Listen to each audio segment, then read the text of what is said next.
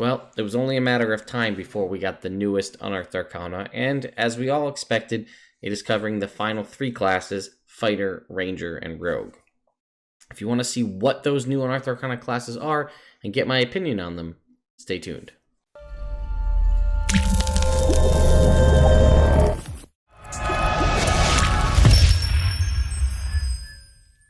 Alright, so let us jump in. First of all, let's go ahead and take a look right here.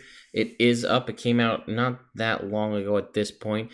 There is nothing on here stating that it is the last of this series, or I didn't see anything on any social media stating, you know, everybody's kind of has the assumption because we're all under the impression that there's going to be a new class-based source book, whether it's tied to a specific area or location, whatever the case may be, that we don't know yet. But it doesn't say, you know, this is the last for a time or something like that, so who knows. But we're going to get 3 new options: the Rune Knight Fighter, the Ranger Archetype, the Swarmkeeper, and the Revived Rogue. There is also a point, I should put it here, I haven't mentioned it in the past, but if you don't know, there are surveys here. Here's one for the Cleric, Druid, and Wizard. You can go in and click on that and basically give your thoughts on those 3 subclasses. They do this every time they release the next Unearthed Arcana, basically saying, hey, what did you think of the last one? Did you get just to play it? What did you like? What did you not like? This is your chance. I mean, how much they actually take that into account, I don't actually know, but you can go ahead and check that out, and maybe your feedback will be enough to help sway things one way or another. But that's, you know, we'll find out. So right up front, I have read these once through relatively quickly by myself. We'll go through it again a second time. I want to say this one, we saw sort of, I don't want to call them themes about other ones in the past, but this one seems like the theme is a lot of stuff. Like there's a lot of text to read, a lot of mechanics to kind of understand. At least that's what it seems like to me in my first read through. You know, I'm not really thrilled with any of them. But let's read through them again. Maybe it'll change my mind. So we have the Rune Knight. So this is a runic-based fighter archetype. So you have sort of magic in that you have these runes, which was interesting to me because they had released that one prestige class when they were attempting to see if prestige classes were a thing they wanted to do for 5th edition. Way back, there was a prestige class, and it was a runic-based one, and it seemed more like it was geared towards being a wizard. But what I thought was weird was it didn't look like they took the same runes. They took kind of the giant-like runes that we saw for different items in Storm King's Thunder here. So it says, you know, ancient practice of rune magic originated with the giants, and here's what happens. You can invoke rune magic. At 3rd level... oh, and you know what? We are seeing that kind of trend where you get a lot of stuff up front, that like the 3 features when you get the subclass. But let's keep going. Gain proficiency with Smith's tools and the ability to speak, read, and write giant. Nothing crazy there. Then you get your Rune Magic feature. 2 runes. When you gain this feature, you learn 2 runes that you can inscribe on weapons, armor, shields, etc. Whenever you finish a long rest, you can touch a number of objects equal to the number of runes you know, so at this point 2, and you inscribe a different rune onto each of the objects. To be eligible, an object must be a weapon, a suit of armor, or a shield. Your rune remains on the object until you finish a long rest, and an object can only bear 1 rune at a time. Each time you gain a level in this class, you can replace 1 rune you know with a different rune. And you can see we have here 1, 2, 3, 4, 5, 6 total runes. Okay, so it does not state that it can't be magic, so it could be a magic weapon, a magic piece of armor. The rune just kind of stacks on top of whatever it is, or it just does whatever that. It also does not state that attaching it to an item makes it magic. So unfortunately, this isn't a way to like take your longsword and make it a magical longsword by inscribing it with a rune. Certain things will let you do other abilities, but it doesn't seem to inherently make it magic. So let's go through the runes. If they have a saving throw, it's intelligence-based, which is good because I do feel like there is a lack of intelligence-based classes in general in 5th edition. Although I do think it's kind of funny they went with intelligence, considering one of the only subclasses out there that uses intelligence is already for the fighter. So Hog is the hill rune. You can see they're kind of themed towards the different giants. While carrying an object inscribed with this rune, you have advantage on saving throws against being poisoned and resistance to poison damage. So you inscribe this on whatever you have, and you just get that. That's a constant on until you finish a long rest, and then you can inscribe it again. Right off the bat, without anything else, this is pretty solid, because poison's a pretty common damage type, so that's pretty decent to have. Though, if you're, say, a dwarf, that one's redundant. However, they all have, and you'll see this, they all have a passive ability like that, and then they all have an active ability. In addition, you can invoke the rune as a bonus action, gaining resistance to bludgeoning, piercing, slashing damage for 1 minute. Once you invoke the rune, you can't do so again until you finish a short or long rest. So the passive is the poison resistance. The active ability, which happens as a bonus action, is the bludgeoning, piercing, slashing resistance, and that's once per short or long rest. And that's kind of the theme for most of these. So the fire rune, while carrying an object with us, your proficiency bonus is doubled for any ability check that you make that uses your proficiency with a tool. So this seems like it's with a proficiency with a tool. It's not just the smith tools you get from your background. It's any tool. If you happen to find a way to get yourself thieves tools proficiencies by, say, a background ability, that's pretty good, because this gives you essentially expertise in that. So this could be, I mean, with any tool, but I'd say thieves tools is one that comes up pretty often, more often than a lot of the other ones. But it will give you expertise in it. But it's any, so you're going to get it for your smith tools and any other ones you have. So if you take a background that gives you 2 tools, this will get a lot of leverage for you. In addition, when you hit a creature with a weapon attack, you can invoke the rune. So this one you don't have to use a separate bonus action. This is just as part of hitting something. And it also is when you hit them, so you don't waste it. The target must succeed on a strength save or be restrained for 1 minute. While restrained by the shackles, they take 2d6 fire damage at the start of each of their turns. You can repeat the saving throw at the end of each of their turns, getting rid of it on a success. Once you invoke it, you can't use it against you finish a short or long rest. I like this one. It depends on how high your intelligence is to really make the save difficult to pass. Strength's a pretty common one, or a lot of monsters rather have a pretty good strength, but all right. Ice. I don't know how you actually pronounce it, but this is the frost rune. While you have it, you have advantage on animal handling and intimidation checks.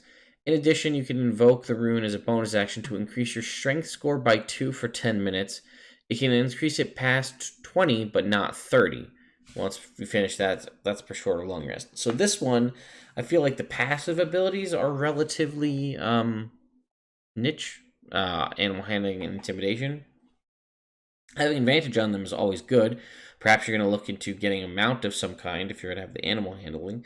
Being able to increase your strength score to 22, say, or beyond, pretty solid.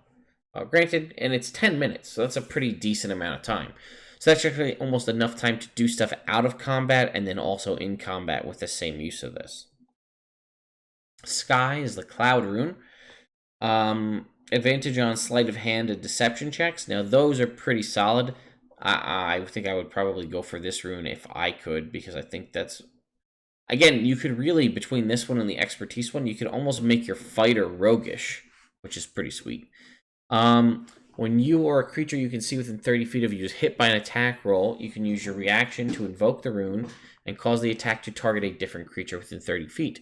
This magic can transfer the attack regardless of the attack's range, which is awesome. This has a lot of really good potential.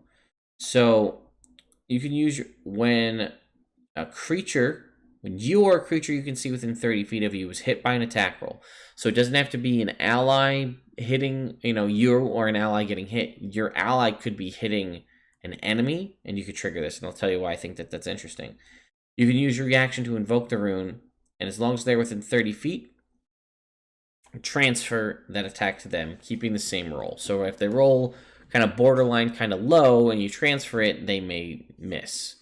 The chancers, regardless of the range, once per short or long rest. So what I thought would be really cool is a lot of people always, I hear a lot of complaints about how paladins can never range a smite. So it says hit by an attack roll.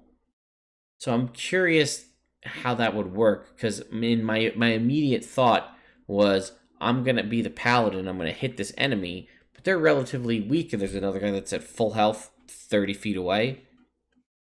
Can I, as this fighter, transfer that attack for the paladin? Like, they hit, and I'm going to use this as an opportunity to send it over to the enemy.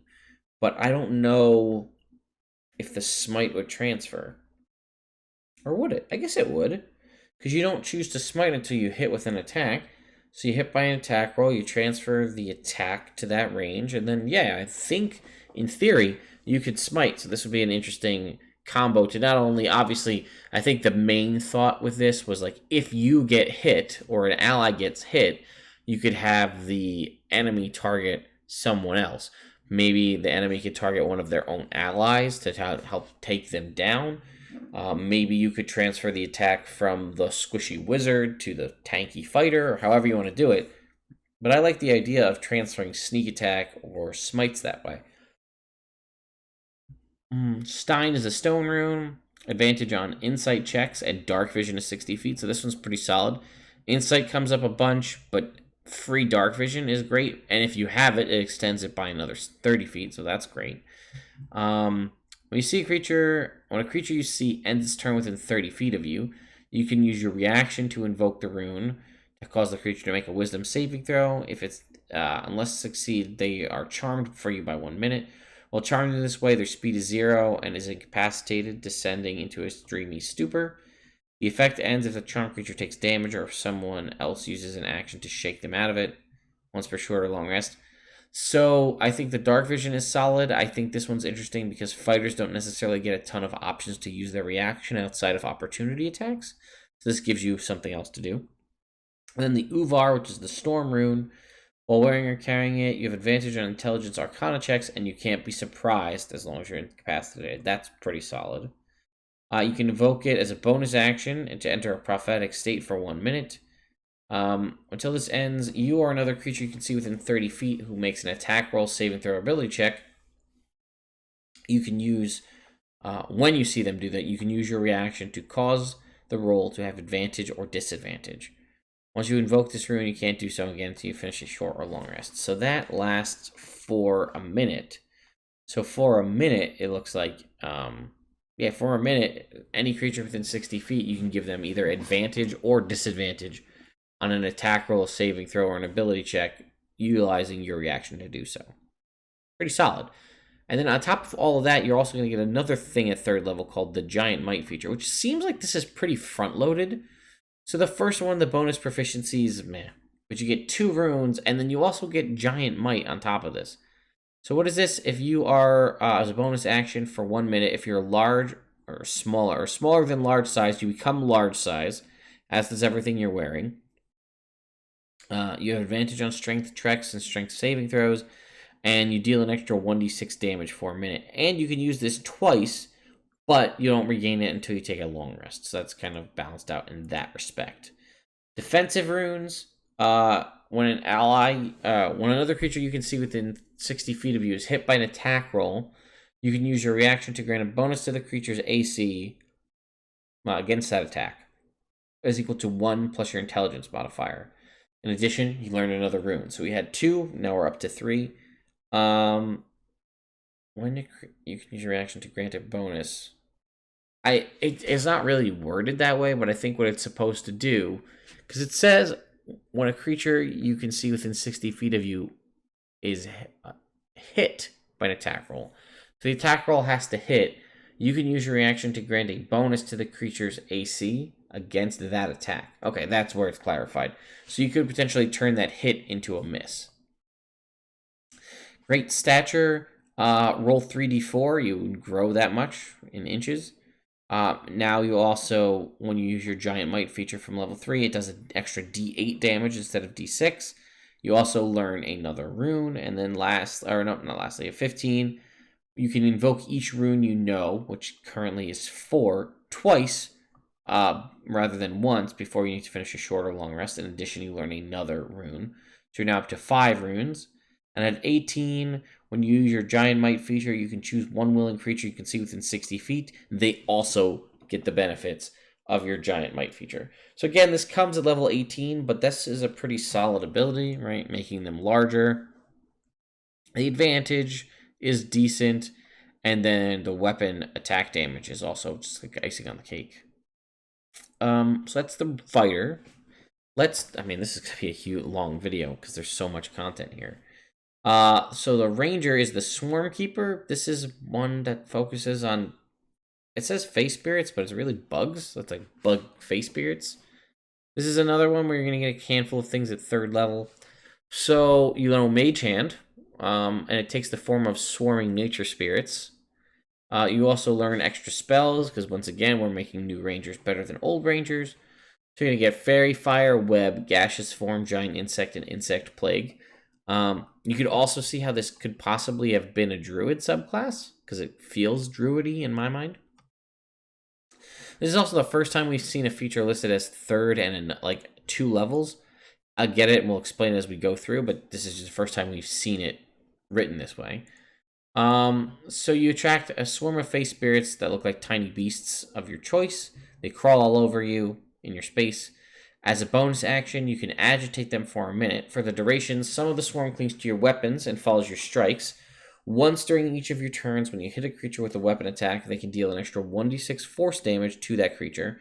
The swarm moves the creature up to 5 feet away, toward or away, and at 11th level, it goes up to 2d6. Wisdom modifier times per long rest. Okay? And then 7th level, we'll get Writhing Tide. Whenever you activate that Gathering Swarm ability, you get one of the following. Increase your movement speed by 10 feet and disengage as a bonus action. I'd probably choose that one. Climb speed equal to your walking speed. You can climb on difficult surfaces, including upside down on ceilings. And you get a fly speed of 10 feet. 10 feet seems a little low, and you can hover. We get Scuttling Eyes at level 11. As an action, you can magically transform one of the spirits of your swarm already that you have into a shape of a tiny beast of your choice. It lasts for 1 hour, after which it disappears. For the duration, it has a fly speed of 40 feet. It has a speed of 40 feet, rather, which you can use to walk, climb, fly, or swim. So you can do anything, pretty much, except burrow. The spirit has your senses and telepathically relays what it sees and hears to you. During your turn, you can speak through the spirit, telepathically command it to move, and it can use a hide action using your stealth check. As an AC of 18, if it takes damage, you must make a wisdom saving throw, DC 10, or half the damage, so it's basically a concentration effect in that respect, but it is not a concentration effect, it just has the same rules to keep it up, and it's wisdom rather than con. If you fail, it disappears. As an action, you can dismiss it early. If you do so, you can magically teleport to an unoccupied space within 5 feet of it, and once you use this feature, you can't use it again until you finish a long rest. You can also use this feature again by spending a spell slot of 3rd level or higher. So this is kind of the first time we've seen that written down too. Like, you can use this feature once, or you can spend a spell slot to use it again. I feel like I've seen mechanics like this written in a lot of homebrew, but we've never seen something like this in an official capacity.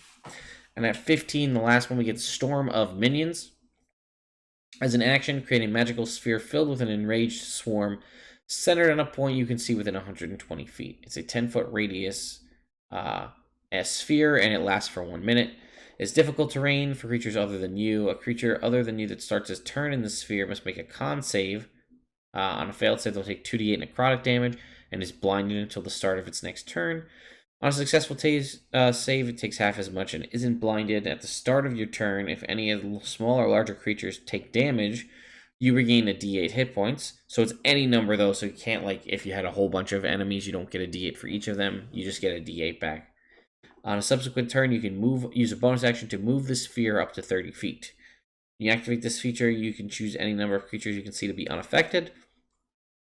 Once per long rest, and this one you can use if you use a 4th level slot or higher. That one's okay. I feel like, I mean, I know you can't, it's not a fair comparison, but Spirit Guardians feels, I mean, it's way better. Spirit Guardians doesn't heal you, and you can't throw Spirit Guardians at range, but it's just a better spell than the 15th level ability for a ranger. It's this ranger has some stuff going for it, don't get me wrong. I still just think it's not that great. And probably the one that I'm most excited about, that I thought was probably the most interesting, is the Revived Rogue, which is basically you died, or you had a bunch of past lives, and you're in your new life, and you're starting to remember stuff from your previous life. So at 3rd level, when you finish a long rest, you gain 1 skill or tool proficiency of your choice. You can replace this proficiency with another one when you finish a long rest. So that's pretty great. If there's a tool or a specific skill that's situational, you get this once per long rest. You're also going to get 3 features for this class at 3rd level. Revived Nature. Advantage on saving throws against disease and being poisoned. Resistance to poison damage. You don't need to eat, drink, or breathe. And you don't sleep. When you take a long rest, you can spend at least 4 hours in an inactive, motionless state. So basically, it seems like you're going to be the Revenant race that we got kind of as a Unearthed Arcana that wasn't approved officially. But it seems a lot like that. You're getting those kind of benefits. And then also, you get bolts from the grave, which is probably my favorite part, but it's kind of worded funky, and we'll talk about that. So immediately after using your cunning action, so your cunning action for this ranger, you're going to be able to use the dash, disengage, or hide action. So you get to use one of those 3, and then this triggers after that. So you still have your action. You use your bonus action to do something you'll probably be doing anyway. And then this triggers after that. You make a ranged spell attack against a creature within 30 feet.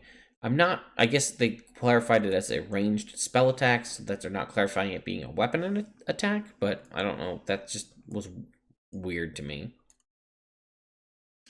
Provided you haven't used your sneak attack this turn.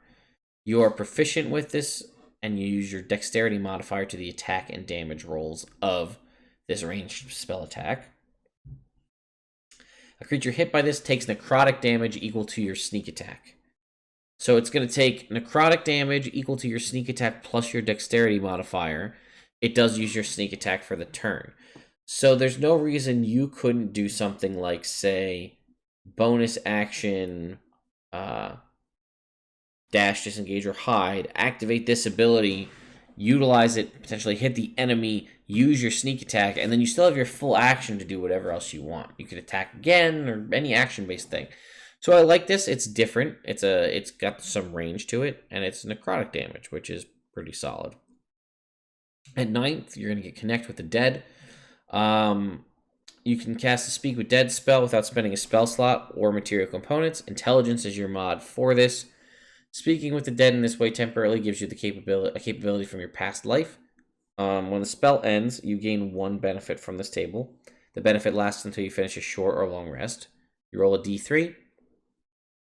You can learn how to speak, read, and write 1 language of your choice, gain 1 skill or tool proficiency of your choice, or gain proficiency in a saving throw of your choice. After you cast a spell with this feature, you can't do so again until you finish a short or long rest. So on the base level, you're getting a free Speak with Dead, but it's a Speak with Dead that's going to give you one of these 3 abilities. It says D3, but I don't think it... you're unsure whether it's from your past. When the spirit ends, you gain 1 random benefit. Oh, so you have to roll. You can't choose. It's random. Okay, still good. Audience with the Dead at 13. You have advantage on death saving throws, and whenever you make a death saving throw, your spirit can ask an entity of death a question that can be answered by yes, no, or unknown. The entity answers truthfully using the knowledge of all those who have died. Additionally, whenever you have 0 hit points and are healed or stabilized, you can change any of your personality characteristics, personality trait, ideal, bond, or flaw. That last part's weird. I guess that's like roleplay stuff specifically. I don't know. That seemed kind of out of place. You could have left this whole piece out, and this ability would have been fine. And then lastly, Ethereal Jaunt. You can now use your cunning action to teleport to an unoccupied space within 30 feet of you. You don't need to see that space to teleport to it, but the teleportation fails, wasting your bonus action if you attempt to teleport through a magical force that is medium or larger, such as Wall of Force. If you appear in a space occupied by another creature or filled by an object, you are immediately shunted to the nearest unoccupied space that you can occupy, and you take force damage equal to twice the number of feet you are shunted. And that is the Unearthed Arcana for today. You know, I don't know, like I said, it just seemed like it was a lot of stuff. You know, it's disheartening in one way to see that they constantly are giving all of the new Rangers the sort of circle or whatever they're calling them bonus spells. I don't think they have an official title. I don't know why they wouldn't go back and give them to the original one. It was, like I said, the swarm idea definitely felt more to me like a druid subclass than a ranger subclass, but, you know, whatever. You know, it's interesting. We got the giant soul sorcerer in Unearthed Arcana, and now we got a giant kind of rune themed fighter. I think it could be interesting, but I'm not super crazy about the rune fighter. I don't know. The Rune Knight, rather. I know a lot of people, from what I've seen. Wow, what the hell did I do to my hair? I see a lot of people seem super pumped about it. I don't know. It doesn't really do anything for me. I like pets, so some of the ranger stuff does seem interesting to me. But like I said, I think the rogue really takes the cake for me. It's got a lot of good use abilities. I really like kind of the versatility of changing out a tool or skill proficiency, doing things that are useful, like Speak with Dead, and then getting something else on top of it, or like using your cunning action, which you're probably using every turn, which you can now turn into a ranged attack that does necrotic damage equal to your sneak attack. Goes a long way, I think. But I'm very curious what you guys think. Do you like this? Do you hate this? Which one's your favorite? I don't really think anything here is OP by any means. I don't really think anything's particularly strong either. I think it's kind of middle of the road. So I think, honestly, the way I see it, this will probably, if this ends up being what's going to be in the source book, I'm pretty sure this is probably going to end up in it more or less unchanged. But what do you think? Which one's your favorite? What would you like to change or adjust to, or would you like to see from future Unearthed Arcana? Also, do you think we're going to get more? Do you think they're going to give us a source book that's just going to have one subclass for each class?